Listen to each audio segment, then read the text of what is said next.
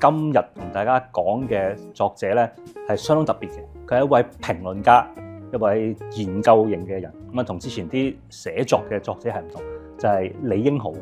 咁啊，講李英豪呢個人物咧，大部分觀眾一定陌生，呢個係肯定嘅。咁但係呢位人物嘅重要性咧，一陣間我哋會慢慢講，你就會理解㗎啦。咁同大家分享一齊講嘅咧，就有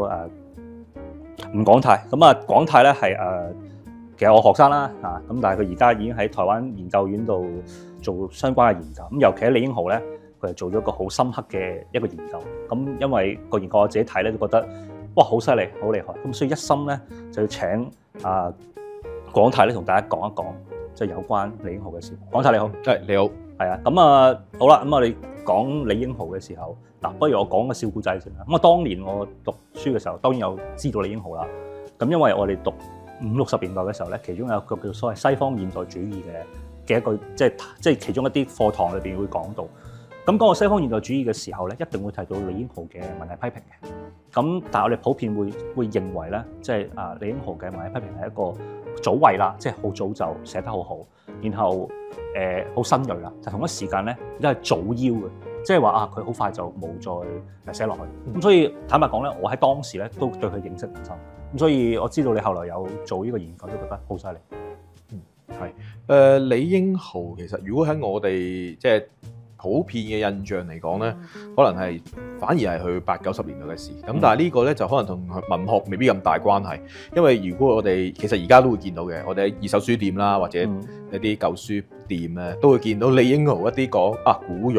李英豪講養花，李英豪講養寵物嘅呢啲嘅書嘅。係啊，嗰日同某位姓陳嘅詩人啊，香港著名詩人啊，食飯嘅時候，佢就話喺二手書店揾到本李英豪養魚啊。係啊，所以都係仲揾到嘅。係啊，即係我哋會即係對佢嘅印象會係喺呢啲花鳥蟲魚啊，一啲好日常休閒嘅生活嘅印象啦，咩草古標啊啲咁樣，好多啲仲有。咁但係其實佢係佢早年啦，喺60年代嘅時候，其實就係對文學啦，同埋視覺藝術啦，甚至可能係雕塑啊呢啲戲劇啊呢啲類型，係有個好深厚嘅興趣，亦都寫咗好多文章去講佢自己嘅睇法啦。咁60年代即係50、60年代啦，佢喺50年代成長噶嘛。咁其實我哋如果講香港文學啦，咁我哋其實一定會提一個事件嘅，就係馬朗失蹤事件啊！呢個即係可能也斯老師啊，都有講過呢件事。即係馬朗點解要咁重要？點解馬朗呢個人就同李英豪有關係咧？咁樣咁其實馬朗佢就係辦呢個文藝新潮啦。咁呢個我哋讀香港文學嘅朋友啦，又或者有認識嘅朋友都知道呢件事。咁其實佢就係當年就係辦咗一本雜誌，咁入邊就有好多同現代主義好有關係嘅一啲嘅部分啦。咁例如可能係一啲嘅小説啦、詩啊、散文啊咁樣，但係大部分咧都係以翻譯為主嘅，咁就係同現代主義有關係。咁呢一本雜誌其實就出版嘅期數唔係好多，好似13期咁啦，13係啦，差唔多13期左右啦，咁就完咗啦。咁呢本雜誌喺對香港文學嚟講有一個好重要作用啦。咁就無論係也斯又好啦，或者我哋嘅今日所講嘅李英豪都好啦，都有受到呢本雜誌影響。咁而呢個消失事件就係也斯嘛，60年代嘅時候就講話10年前呢本雜誌出版啦，原來我都唔知原來有呢本嘢出版過喎。咁樣10年後睇翻，咁呢個其實就係好重要，就係其中一個我覺得香港文學研究入邊好重要嘅一個部分，就係我哋成日會遺忘咗嘅部分。咁李英豪亦都係其中一個會被遺忘嘅部分啦。咁而更重要點解遺忘之餘再重要啲咧，就係再特別啲咧，就因為佢寫文學評論。咁文學評論本身喺香港文學嚟講都已經係遺忘噶啦。咁因為評論本身就係文學嘅邊緣啊嘛。咁文學又係邊緣，評論就係邊緣嘅邊緣啦。咁而李英豪就係淨係寫評論嘅，咁所以佢係好容易被遺忘咯。咁所以我覺得我哋應該都係需要再去可能講一講，或者係認識一下呢個60年代嘅前輩啦。係我哋話即係。呢個叫追跡啊，即係追尋個追，痕跡個跡。呢個可能係做香港文學嘅人都有個共同嘅諗法。好多嘢其實曾經發生過，然後消失咗。咁呢一個嘅經驗嘅缺失咧，係我成日都相當之遺憾。點解就係話我哋好多時都話而家要揾啲新嘢，我哋而家要啲突破。但係其實我哋唔知道前5年或者前10年或者前20年有啲咩新嘢或者咩突破咧？其實我哋而家嘅所謂嘅新嘅突破咧，其實只係一個幻象，只係一個你唔知道以前發生咩事，自己做一啲嘗試就以為係有突破。咁而嘗試去睇翻曾經做過啲乜咧嘅過程咧，係必然係有一個苦讀啦，有一個研究啦，有一個尋找嘅過程。咁而呢個過程係痛苦嘅，係漫長嘅。咁而好多人咧就覺得突破嗰方面好快樂，但係就冇去做呢個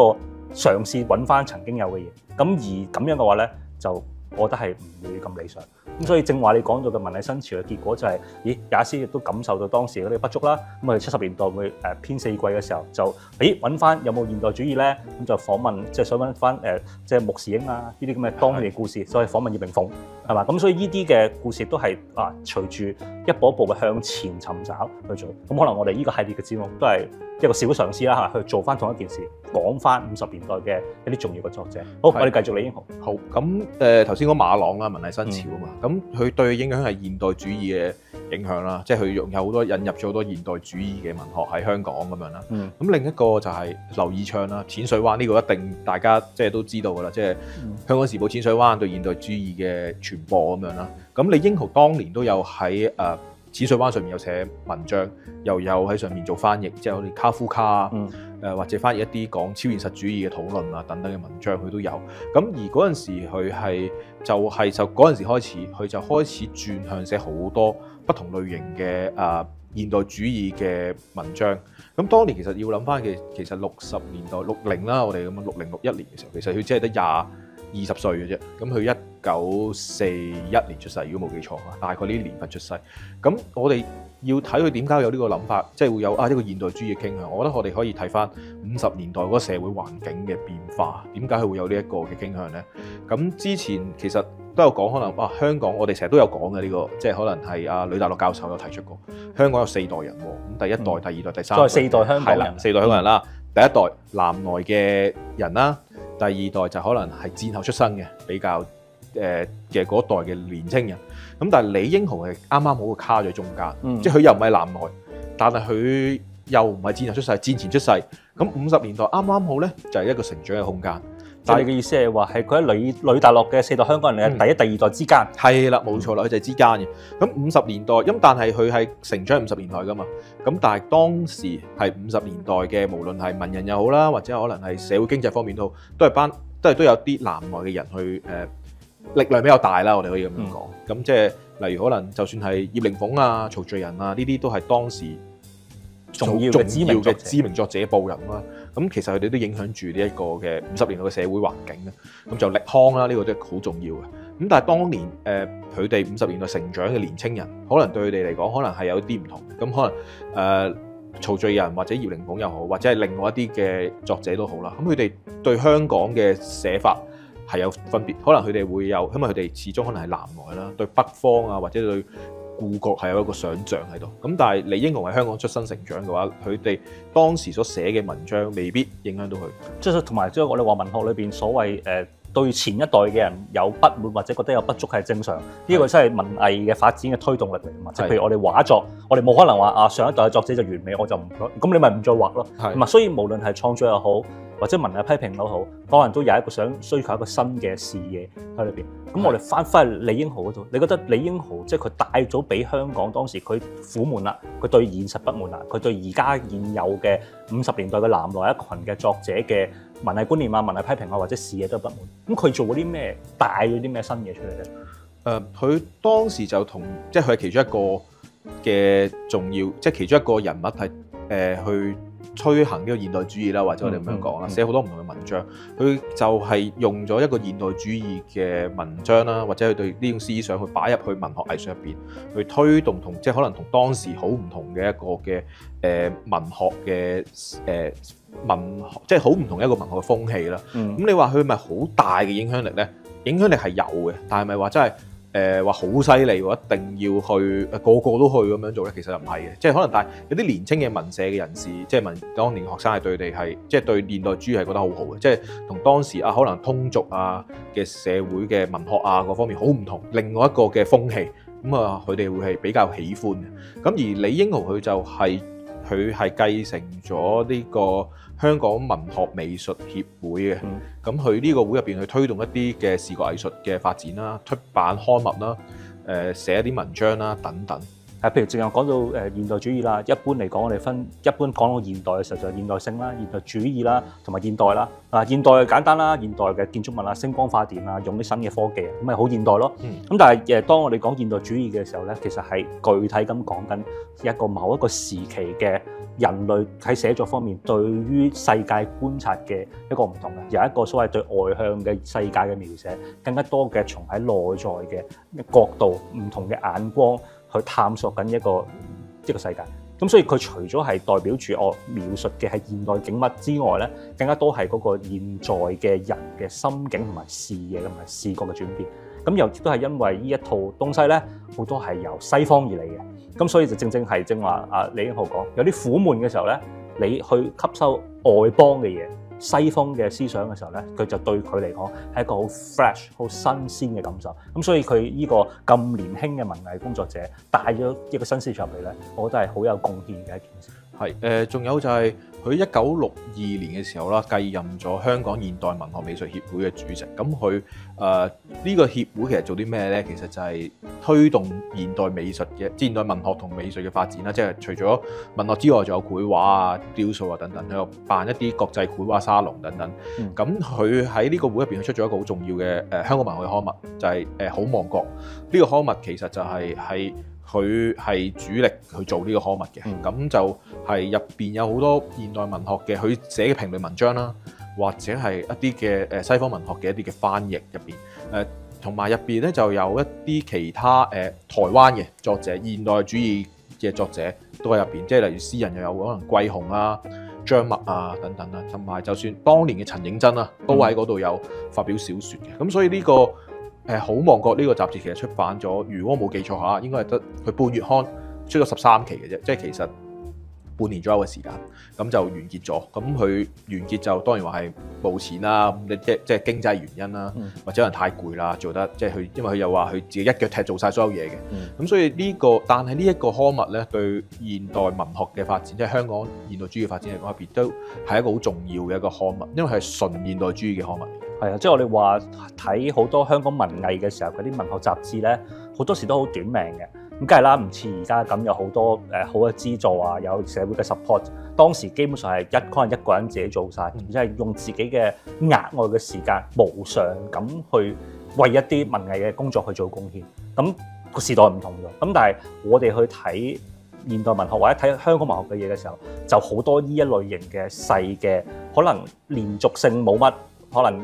突然間有錢有時間就做半年一年嘅一啲嘅刊物，咁但係唔代表嗰啲刊物係唔重要。係，同埋佢入邊其實有好多用咗現代主義嘅方法去批評啦，即係例如小説嘅評論啊等等，即係都係例如評論《地的門》咁樣啦。呢個小説入邊有評論過。咁除咗去寫，即係我哋頭先講好多話佢做嘅一啲嘢啦，佢有寫過咩文章咧咁樣咧？點樣推動咧咁樣？其實有寫過一啲講詩嘅文章嘅，咁例如佢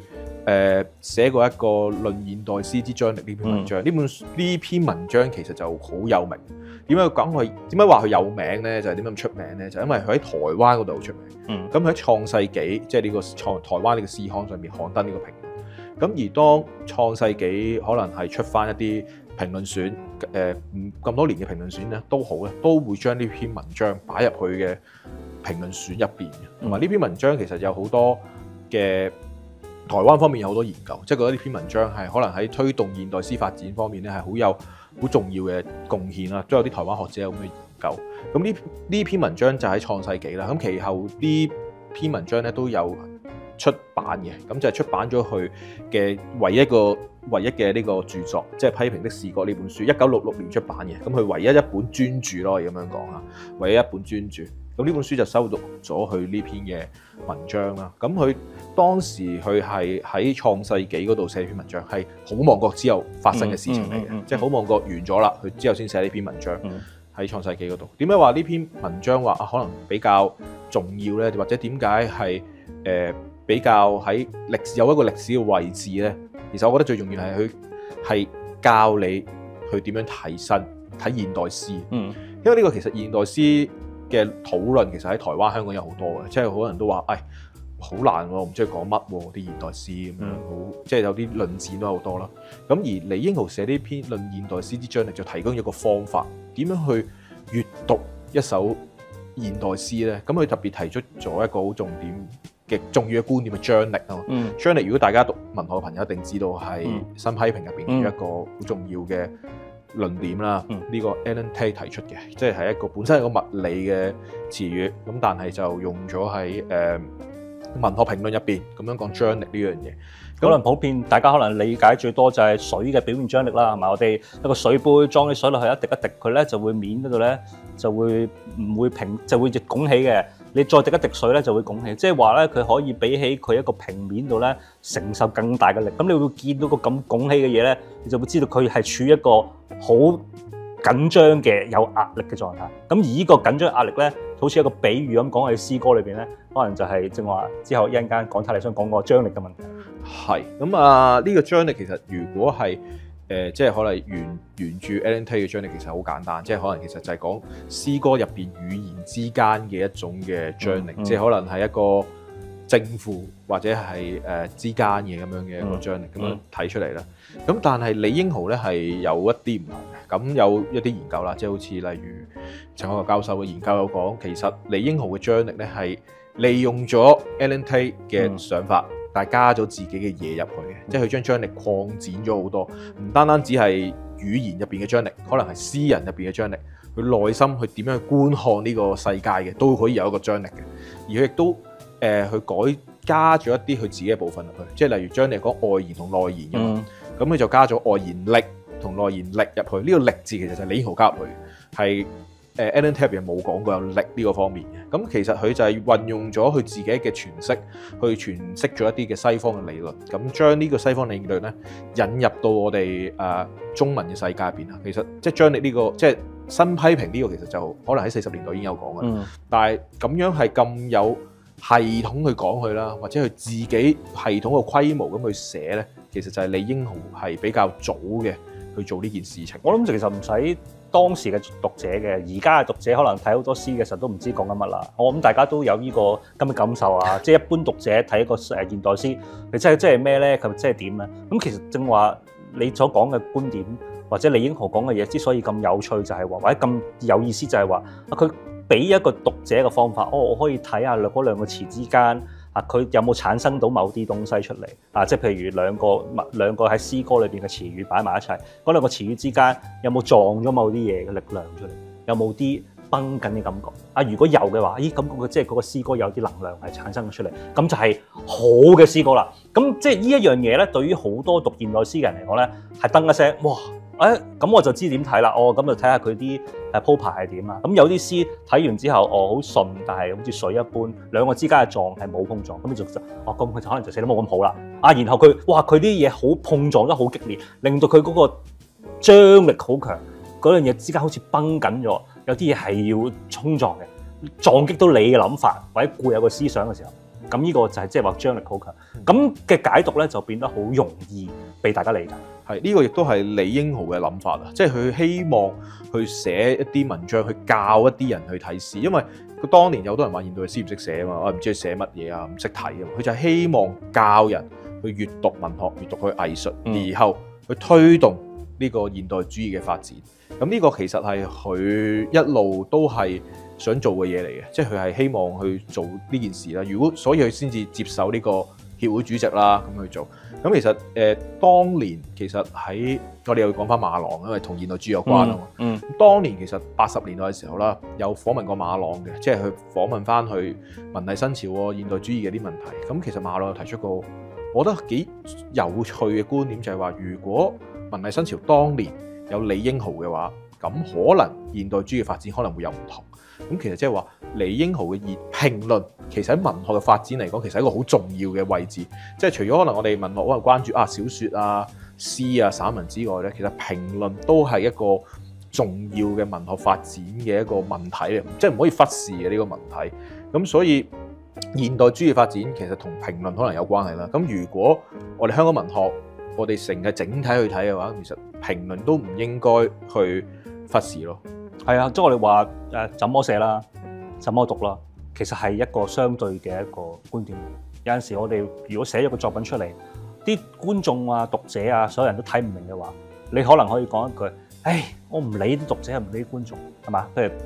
我哋寫嘢嘅人或者導演咁樣，我唔理佢，你係咪可以永遠都唔理佢？即係我覺得呢個係一個來往反覆嘅過程。如果有一位好嘅批評家能夠點出到好多嘅作品，大家睇唔明嘅嘢，或者可以建立一個框架俾大家去睇嗰啲一類型嘅可能好難去閱讀嘅作品或者詩作，無論係 art house cinema 一個好難嘅電影，或者一個好優美嘅藝術品，其實都係所謂擴闊藝術視野嘅一個好重要嘅部分。咁而我哋講50年代嘅香港文學嘅時候，經常其實係冇文藝評論，即係我哋會覺得啲作者出咗嚟。但係如正話馬朗所講如果馬朗寫不覺之嘢，即係你埋喺新潮嘅時候係有一個批評家喺後邊可以跟進到，係嘛？即係如果地的門發表嘅時候，係你呢行即時跟進咗喺50年代，可能昆南冇咁寂寞都唔定，係嘛？即係同期就有一個批評論家去支持。咁我相信呢個就係我哋去講解或者重新攞翻李英浩出嚟嘅一個重要嘅思考。咁啊，時間又差唔多啦，咁啊好感謝咁啊繼續今次請你過嚟講李英浩，多謝你。係好，咁啊再見，拜拜。好，拜拜，拜拜。大家好，我係吳廣泰，今日想帶大家睇睇李英浩嘅作品。李英浩呢個作家啦，或者我哋叫評論家，佢係寫文學評論或者藝術評論嘅時間，主要喺60年代、50年代嘅。而我哋認識佢嘅，可能係會去一啲花鳥蟲魚嘅作品，但係其實佢嘅文學評論或者藝術評論同樣出色，亦都值得我哋去到呢個年代都值得我哋去閱讀嘅。李英浩嘅作品入邊，或者有啲乜嘢特別嘅地方呢？首先第一個，佢係專力主力去寫評論嘅，係一個香港入邊比較少數嘅一個純評論嘅一個作者。因為可能香港有好多文人，佢哋都有好多唔同嘅身份，可能係詩人啦，亦都可能係小說家，亦都可能係評論家。但係純粹嘅一個評論人就係比較少見，而李英浩就係呢個比較少見嘅類型嘅人。而佢嘅作品，我頭先講啦，有文學評論啦，有藝術評論。點解咁講呢？因為佢文學評論入邊，佢有寫好多唔同類型嘅文學評論，包括詩嘅評論啦，或者一啲嘅詩論，論詩究竟係咩嚟嘅評論，或者佢自己個人寫讀完一啲詩嘅評論。第二就係小說評論，佢會講究竟小說係咩嚟啦，或者係評一篇嘅小說。第三就係戲劇嘅評論，佢會有寫戲劇嘅評論啦，或者一個好特別嘅就係評論嘅評論。咩叫評論嘅評論呢？就係佢會寫一啲文章去講點樣為之係好嘅評論。呢個係佢文學方面嘅會寫嘅評論嘅文章。另外係會寫一啲視覺藝術嘅文章啦，即係例如畫評啦，去解讀或者解釋啦咩叫超現實主義啦等等呢啲類型。亦都會有寫雕塑嘅，即係例如佢嘅雕塑同藝術之間嘅關係啦，或者雕塑點樣去閱讀一個雕塑啦等等嘅文章。佢嘅文章嘅評論主要集中喺藝術方面啦，50、60年代。而我哋今日要睇嘅文章咧，亦都係喺佢嘅詩評入邊係非常之有名嘅文章，係論現代詩之張力。呢篇文章最早發表嘅地方係台灣嘅創世紀詩刊，而呢篇文章入邊佢當時嘅李英浩係創世紀詩刊入邊嘅其中一個編委，亦都係以一個非詩人嘅身份成為呢個創世紀詩刊入邊嘅一個嘅編委。而呢篇文章就係入邊度發表嘅。呢篇文章值得我哋一讀再讀嘅原因點解呢？就係首先佢喺台灣嘅文學上面發展係有一個比較特別嘅位置，因為我哋講詩論喺台灣嘅詩論入邊都會收錄呢篇文章嘅，但係呢篇文章咧喺香港嘅談論係比較少嘅。咁我哋今日就去讀一讀呢篇文章。論現代詩之張力，呢篇文章最重要嘅當然就係講張力啦。咁張力呢個 terms， 如果大家讀文學嘅朋友都會認識嘅，就係新批評入邊 Alan Tate 其中一個提出嘅一個嘅理論。咁我哋就睇下李英浩佢點樣去詮釋呢個 Alan Tate 嘅張力嘅部分。好，咁我哋首先我哋會睇一睇文章嘅開頭啦，佢有解釋到嘅咩叫張力呢？好，從英文語字本身的結構來分析，外延力一字是在張力一字前加一個字頭 x 括弧外，直譯應為外張力 extension。內涵力 intention 一字也是在張力一字之前加一個 in 括弧內，直譯則為內張力。外和內同時展現了詩的結構自身的戲劇性動向，以及相反、相成、相克、相生、濃淡一致、矛盾混成的特質，包括語法、意境和意義等。這兒用的張力是假借自物理學、力學中的名詞，但並不包括什麼科學上或邏輯上的釋義。呢度其實講咗個張力，入邊提出咗外張力同內延力呢個問題。intention 同 extension 呢個字入邊，佢入邊李英豪係譯為做外張力同內延力，但係其實有研究指出，陳國球教授曾經講過，入邊其實佢加咗個力字入去，其實本身佢係冇個力字喺後邊嘅，佢係加咗佢自己嘅意義入去，所以呢個係李英豪係再詮釋過呢一個作品嘅。李英豪點解要提出呢一個嘅張力嘅問題呢？其實有一個好重要，佢係希望提供一個閱讀現代詩嘅方法。佢入邊有講過一樣嘢嘅，佢話佢有講詩究竟點為之好或者點樣唔好呢？佢話不明晰並不一定不好，即係話唔明顯唔清晰嘅唔一定唔好嘅，因為它可能就是豐繁。豐繁係咩呢？豐就係豐富嘅豐，繁盛嘅繁，即係話佢入邊嘅內容可能好多嘅。詩人內在的豐繁，即係詩人個人嘅內心入邊啦，也就往往要求豐繁的表現。由於豐繁，詩的張力和反射性便跟着強大。由於反射性強大，便越富多樣的意義，張力也扣得越緊，境界也越深。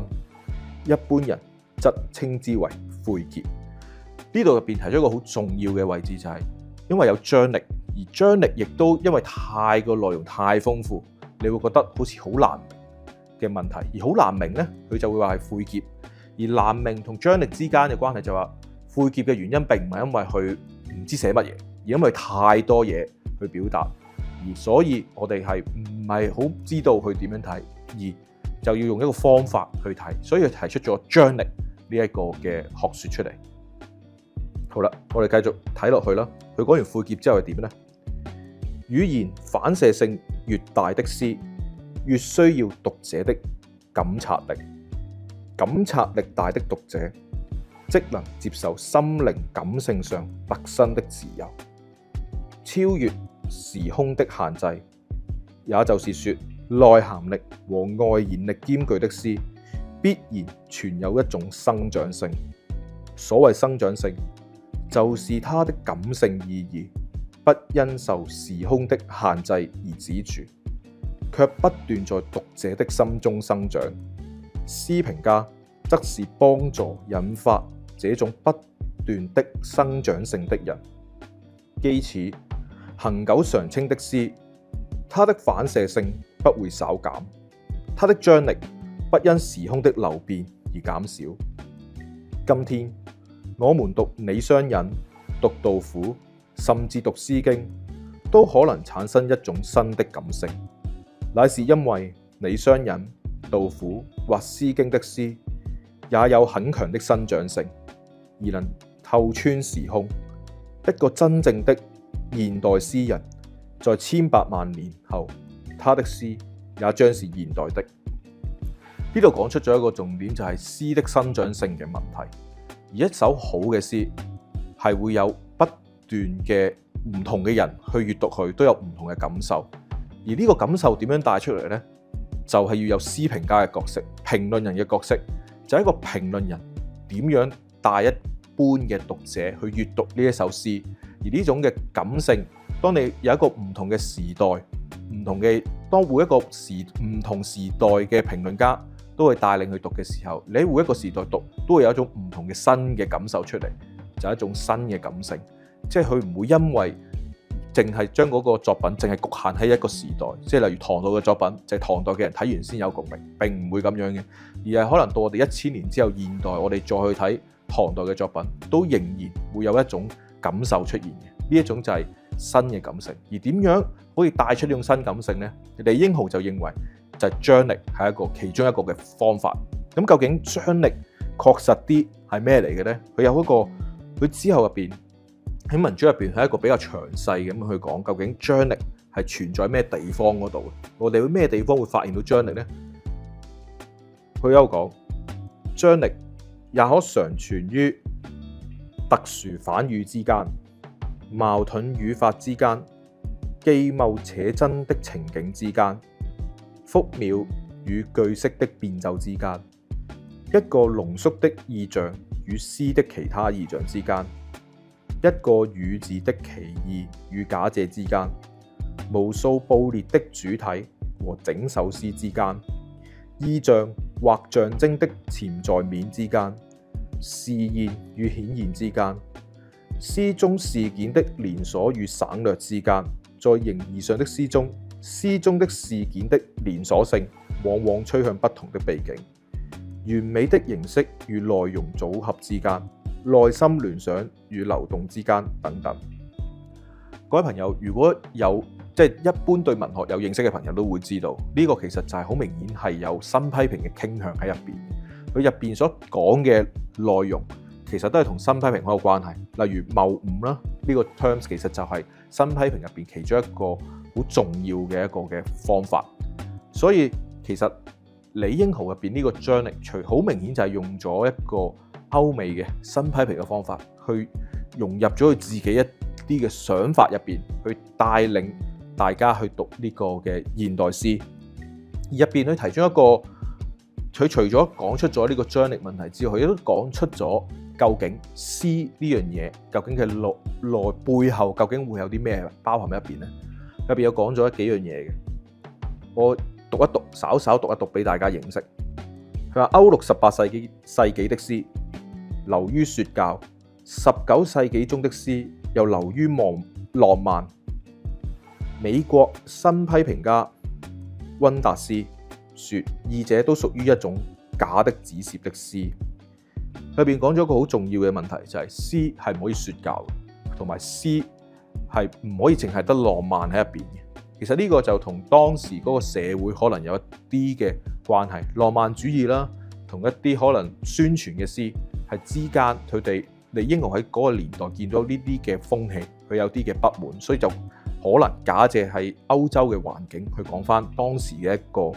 情況。佢入邊有講到詩嘅問題咧，就係當想像超脫了說教成分，才可能重新回到感性的張力中。當情感通過嚴密的觀照與確切的表現，才能在語言張力中